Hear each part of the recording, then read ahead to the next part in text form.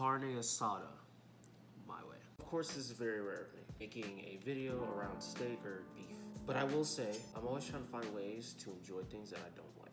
So, this is one of those things I do really enjoy. When I was developing my chilaquiles recipe, I was thinking of some potential protein combinations outside of egg. And a lot of Hispanics told me carne asada. And when I made it for the first time, oh my God.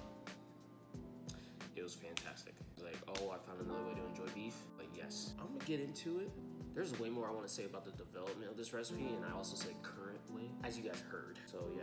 First, let's start with the cut the steak. I started with ribeye, and I would thinly slice it. It came out beefy, juicy, nicely textured and tender, very beefy, very flavorful. The marinade flavor came through really good.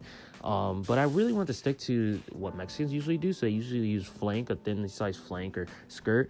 And every time I go to the store and get a flank or flap meat, it's just like, it's so thin, and it's like, this is all I can really get. It's like, I get multiple sizes. So like here, I got it quite thin. So I was like, okay, here I need to treat this like a smash burger or super high heat, and I just it's like a flash fry, just a quick sear, and then boom, flip, boom, brown it, get a little bit of chariness if I can, and boom. Right here, I'm removing some of the like onions and all that stuff off of it, just because so the beef can make full contact with the pan, in that it's browning like get as much browning as possible. Of course, it's gonna brown unevenly with the moisture and stuff right there from the marinade, but instead of getting burnt, every now and then some burnt onion and garlic on there, you rub that stuff off.